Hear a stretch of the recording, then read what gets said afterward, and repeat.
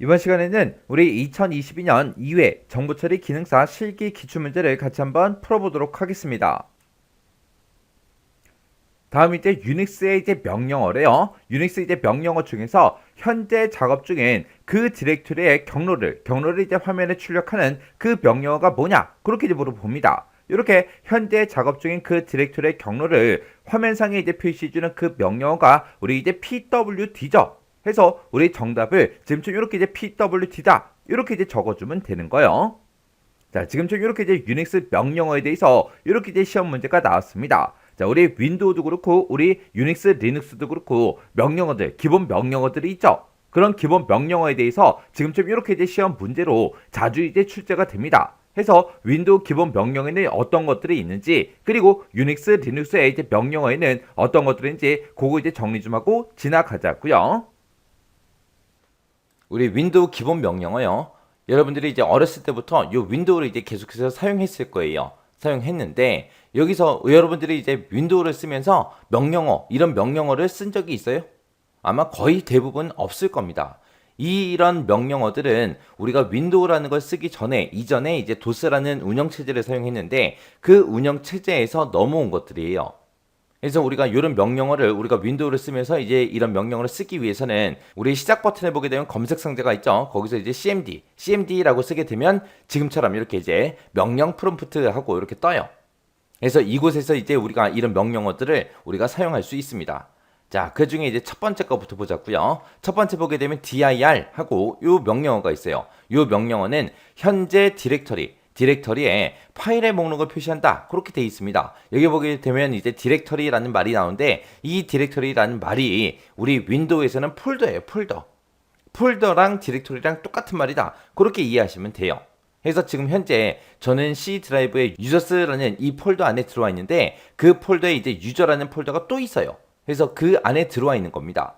그렇게 해서 나의 현재 위치를 나타내 주는 거. 그게 이제 얘예요. 자, 여기서 이제 이 폴더 안에 어떤 파일의 목록이 들어있는지 그걸 보겠다. 그랬을 때는 dir 하고 이렇게 명령어를 쓰고 엔터를 눌러주면 돼요. 그러면은 그 폴더 안에 들어있는 그런 파일의 목록 같은 거, 폴더의 목록 같은 것들, 그런 것들을 쭉쭉 이렇게 보여줍니다. 지금 그냥 이 상태로만 보게 되면 이 폴더 안에 들어와 있긴 한데 이 폴더 안에 도대체 어떤 파일이 들어있는지, 어떤 폴더들이 더 들어있는지 그런 것들을 우리가 알 수 없단 말이에요. 그랬을 때 이런 거 쓰는 거예요.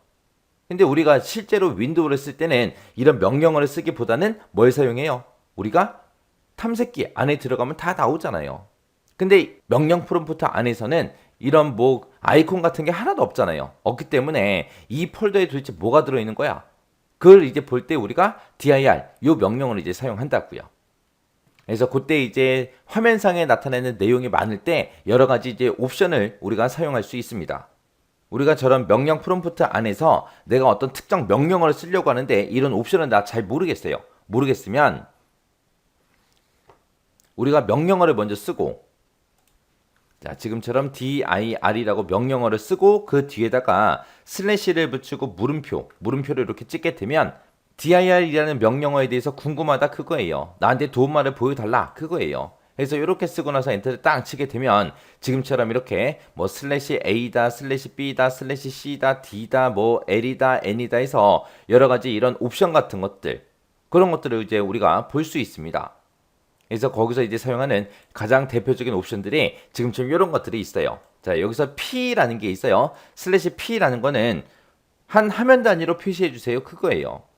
파일의 목록이 엄청나게 많아요. 막 50개, 100개 그 정도 돼요. 그러면 그 50개, 100개 파일을 한눈에 다 볼 수 없단 말이죠. 그래서 화면 단위로 잘라서 보여주세요. 그게 이제 슬래시 P요.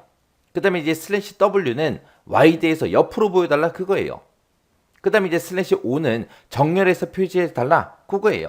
정렬 방식을 지정해 주는 거고, 그 다음에 이제 슬래시 S는 서브 디렉토리에서 하위 디렉토리까지 다 표시해달라 그거예요.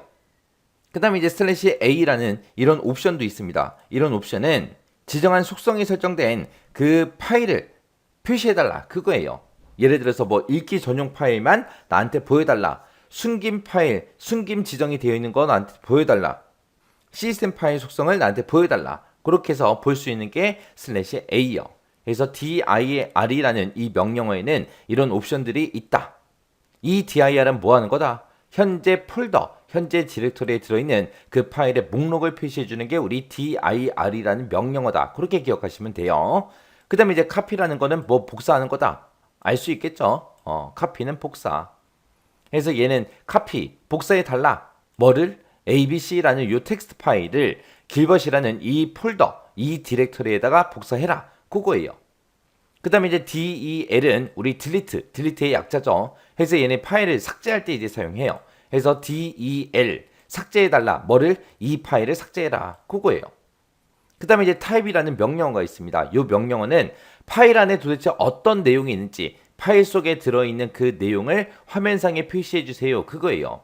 그래서 type이라고 이렇게 쓰고 abc.text 하고 이렇게 쓰게 되면 이 텍스트 파일에 들어있는 그 내용 있죠? 그 파일의 내용을 화면상에 표시해 줍니다. 그 다음에 이제 ren이라는 명령어가 있어요. 얘는 rename의 약자예요. 그래서 이름 변경할 때 우리가 사용하는 겁니다. 그래서 ren이라고 이렇게 쓰고 그 다음에 abc.txt 요 파일의 이름을 123.text 요걸로 바꿔주세요. 그렇게 쓴 거예요. 그 다음에 이제 md라는 명령어가 있어요. md가 있고 cd가 있는데 md라는 명령어는 make 디렉토리에서 디렉토리를 생성해달라 그거고요. cd는 change 디렉토리에서 디렉토리의 이제 위치를 변경할 때 우리가 사용하는 명령어입니다. 그래서 지금처럼 md 길벗이라고 쓰면 길벗이라는 이 폴더, 이 디렉토리를 만들어주세요. 그런 뜻으로 사용되는 거고요. 그 다음에 cd 길벗 이렇게 쓰게 되면 디렉터리 위치를 길벗이라는 이 폴더로 변경해달라. 그거예요. 그 다음에 이제 cls요. 아까 까만색 화면 봤을 때 그곳에 이제 엄청나게 많은 글씨들이 막 표시가 되면 너무 복잡하겠죠. 그래서 중간중간에 이제 한 번씩 화면을 깨끗하게 지우는 게 우리 cls요. 그래서 화면을 깨끗하게 지워달라. 그겁니다. 그 다음에 이제 어트립이요. 어트립은 이제 파일의 속성을 우리가 변경하고자 할 때 사용하는 거예요. 그래서 여기서 이제 파일의 속성이다. 그러면 속성에는 지금처럼 이렇게 네 가지가 있어요. R이 있고 A가 있고 S가 있고 H가 있는데 R은 read, 읽기 전용을 얘기하는 거고요. A는 이제 저장, 백업 속성을 얘기하는 거고 그 다음에 S라는 거는 시스템 파일 속성을 얘기하는 거고 H는 이제 숨김 속성을 이제 얘기하는 겁니다. 자, 지금처럼 이렇게 어트립이라고 이렇게 쓰고 abc.txt라는 이 파일이 있는데 거기에 보니까 이제 R이라는 속성이 붙었어요. R이 뭐 하는 거예요? 읽기 전용 속성이요. 그때 이제 앞에다가 우리가 설정을 해주세요, 해제를 해주세요 라고 해서 더하기 빼기로 이제 표시해주면 됩니다. 그래서 읽기 전용이라는 이 속성을 플러스가 붙었으니까 뭐 해라? 설정해주세요. 읽기 전용으로 만들어 달라. 그거예요.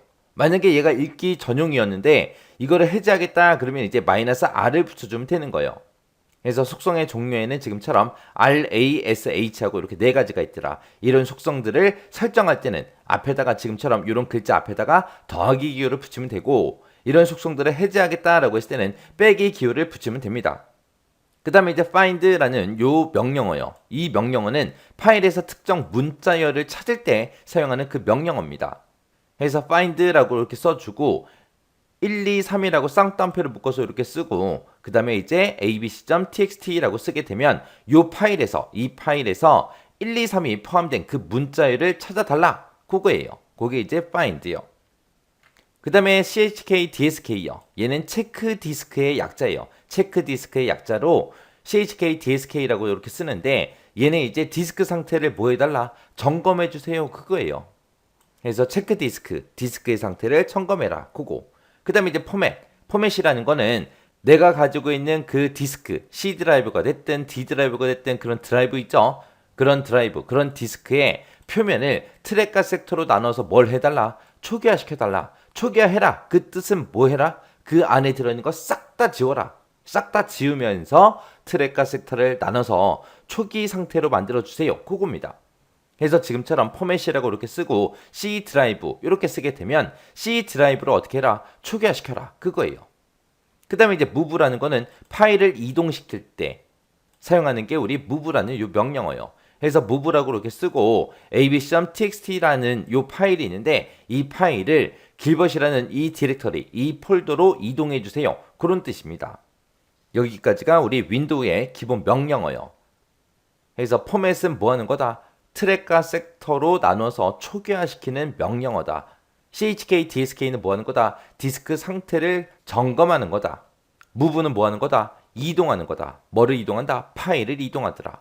그런 식으로 해서 뭐가 뭔지, 어떤 명령어가 어떤 기능을 수행하는지 그 정도는 여러분들이 알 수 있게 잘 기억하셔야 돼요. 그 중에서 이제 시험에 나올 만한 게 포맷, 그 다음에 체크 디스크, 그 다음에 우리 어트릭, 속성 지정하는 거요. 그 다음에 또 많이 사용하던 그런 명령어가 dir, 요 명령어요. 이런 명령어는 기본적으로 뭐가 뭔지는 꼭 기억하고 지나가셔야 돼요. 그 다음에 이제 유닉스, 리눅스 기본 명령어요. 자, 아까 우리 윈도우 거 알아봤죠? 자, 윈도우랑 얘랑 조금 비교하면서 우리가 볼 수 있습니다. 자, 여기 캣이라는 이 명령어는 우리 윈도우 기본 명령어에 보게 되면 타입이라는 명령어가 있어요. 그거랑 이제 똑같은 겁니다. 그래서 얘도 마찬가지로 타입처럼 파일의 내용을 화면상에 표시해 주세요. 그거예요. 해서 캣이라고 쓰고 지금처럼 abc.txt 파일 이렇게 쓰게 되면 txt라고 이렇게 쓰게 되면 이 파일 안에 들어있는 그 파일의 내용을 이 파일에 들어있는 그 파일의 내용을 화면에다가 이제 표시해 주세요. 그거고요. cd는 똑같아요. cd가 이제 change 디렉토리에서 디렉토리의 위치를 이제 변경하는 그런 명령어입니다. 그 다음에 이제 ch모드라는 거는 change 모드예요. 그 다음에 이제 그 밑에 보게 되면 OWN이라고 돼 있죠. 얘는 이제 CH오너요. 체인지 오너. 얘는 이제 체인지 모드. 체인지 모드에서 얘는 파일의 보호 모드를 설정해서 파일의 사용 허가를 지정할 때 그때 이제 사용하는 명령어가 ch모드요. 체인지 모드. 그 다음에 chownera는 거는 파일의 소유자가 됐든 그룹이 됐든 그것들을 이제 우리가 변경을 할 때 이제 사용하는 그런 명령어입니다. 자, 그럼 요 ch모드 좀 더 자세히 살펴보자고요. 자, ch모드에서 우리가 사용할 수 있는 게 이제 사용자도 우리가 지정해 줄 수 있고 설정하는 기호도 있고요. 권한도 있고 이렇게 세 가지가 있습니다. 자, 일단은 권한은 RWX하고 이렇게 세 가지가 있어요. R은 read의 R, W는 write의 우리 W, 그 다음에 X는 execute의 X, 그겁니다. 그래서 그거에 약자 써서 RWX로 그렇게 이제 표현을 해요. 그때 이제 R이 읽기, 그 다음에 W가 쓰기, 그 다음에 X가 실행 권한이요. 그때 이제 설정하는 기호 보게 되면 이제 권한을 추가할 때는 더하기 기호를 쓰고요. 권한을 이제 삭제할 때는 빼기 기호, 그 다음에 권한을 부여할 때는 는 하고 요 기호를 이제 사용을 해요. 그때 이제 사용자도 우리가 따로 지정할 수 있습니다. 소유자를 뜻하는 게 U, 그 다음에 G가 그룹, 그 다음에 O가 오더를 해서 다른 사용자를 의미하는 거고 A는 이 세 가지를 다 합쳐놓은 게 우리 A요. 그래서 사용자도 우리가 따로 지정할 수 있고 권한을 추가할 거냐 삭제할 거냐 아니면 권한을 그냥 부여만 할 거냐 거기에 따라서 설정 기호도 있고 권한도 RWX하고 이렇게 이제 세 가지가 있어요. 이게 전부 다 이제 CH 모드 거예요. 지금 여기 보게 되면 이제 CH 모드라고 돼 있고 U라고 돼 있죠. 그래서 U라는 이름을 가진 그 사용자가 있는데 그 사용자한테 는이라는 기호가 나왔어요. 그럼 얘는 이제 권한을 부여하는 거죠. 자, U라는 요 사용자한테 권한을 부여하겠다. 어떤 권한을 부여한다? RWX. 읽기 쓰기 실행 권한을 전부 다 이제 부여하는 거예요. 어떤 파일에 대해서 abc.txt 요 파일에 대해서 이렇게 이제 명령어를 쓰게 되면 U라는 이름을 가진 요 사용자는 abc.txt 파일 요 텍스트 파일을 읽고 쓰고 실행하고 전부 다 할 수 있게끔 그렇게 이제 권한을 부여한 겁니다. 그 다음에 이제 지금처럼 change owner하고 지금처럼 이렇게 이제 명령어를 쓰고 member 1이다 이렇게 썼습니다. 그리고 그 뒤에다가 이제 파일 이름을 이렇게 써놨죠. 해서 이 파일에 대한 그 소유자를 멤버 1으로 변경해라. 그겁니다. 그 다음에 이제 CP요. CP가 이제 copy, 복사예요. 복사, copy. 그 다음에 이제 RM이라는 거는 파일을 삭제할 때 사용하는 거. 우리 윈도우 명령어로 따지면 그냥 delete죠. delete. 그 다음에 이제 find, 그러면 얘는 이제 파일을 찾아주는 거고요. 그 다음에 이제 fsck 하고 요거를 쓰게 되면 이제 파일 시스템을 검사하고 보수해 주는 거. 그래서 FACK라고 이렇게 써주고 지금처럼 이렇게 쓰게 되면 이곳에 들어있는 이곳에 기록된 모든 파일 시스템을 검사하고 보수해달라. 그 명령어입니다. 그 다음에 이제 kill이라는 이 명령어가 있는데 얘는 이제 프로세스를 종료시킬 때 사용하는 게 우리 kill이라는 이 명령어요. 그래서 kill이라고 쓰고 우리가 프로세스를 종료할 때는 프로세스마다 이제 고유의 번호가 있는데 그 번호를 보고 우리가 PID라고 해요. 그래서 킬이라고 쓰고 1, 2, 3, 4 이렇게 쓰게 되면 PID가 프로세스의 고유 번호가 1, 2, 3, 4인 그 프로세스를 종료해라 그겁니다. 그 다음에 이제 포크라는 요 명령어가 있어요. 얘는 이제 새로운 프로세스를 생성할 때 사용하는 명령어고요. 그 다음에 이제 kill all이라고 이렇게 쓰게 되면 프로세스 이름을 이용해서 프로세스를 우리가 종료할 때 이름을 이용해서 종료시킬 때 쓰는 게 kill all이요.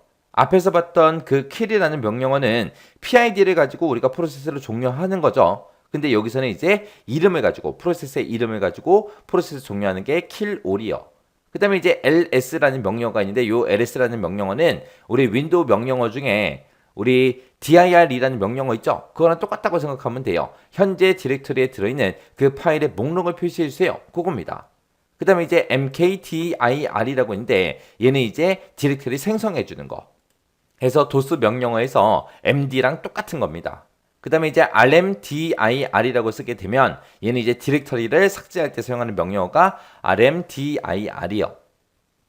그 다음에 이제 mv 그럼 move의 약자예요. 그래서 파일을 이동할 때 그때 이제 사용하는 거고 그 다음에 이제 ps다라고 이렇게 쓰게 되면 현재 실행 중인 그 프로세스 있죠. 현재 실행 중인 프로세스가 뭔지 그걸 이제 화면상에 이제 표시해 달라. 그게 이제 PS고요. PWD라는 명령어도 있습니다. 얘는 이제 현재 작업 중인 그 디렉터리의 경로를 화면에 표시해 주세요. 그겁니다. 그 다음에 이제 탑이라는 명령어가 있어요. 얘는 이제 시스템에 프로세스가 됐든 메모리가 됐든 이런 사용 현황을 표시해 달라. 그게 이제 탑이라는 명령어고요. 그 다음에 who라는 명령어도 있습니다. 요 who라는 명령어는 현재 시스템에 접속되어 있는 그 사용자들을 표시해 주세요. 누가 접속하고 있는지, 누가 접속해 있는지 그걸 이제 표시해 달라는 거예요. 그 다음에 이제 우리 TAR이요. 요 TAR은 우리가 이제 파일을 이제 압축을 하거나 우리가 이제 압축을 해제할 때 사용하는 그 명령어가 우리 TAR입니다. 우리가 압축한다. 그 얘기는 여러 개 이제 파일을 이제 하나로 묶어주는 것도 하나의 이제 압축이죠. 그때 우리가 요 TAR이라는 그 명령어의 기본 형식이 지금처럼 이렇게 이제 돼요. 우리가 이제 압축을 할 때는 지금처럼 TAR이라는 이 명령어를 쓰고요. 여기다가 이제 옵션을 써요. 옵션을 쓰고 우리가 이제 어떤 이름으로 이제 압축할 건지 그 압축 파일의 이제 이름을 써주고 그리고 어떤 것들을 이 압축 파일의 이름으로 압축을 할 건지 그 압축할 그 파일 이제 대상을 이제 찍어주면 됩니다.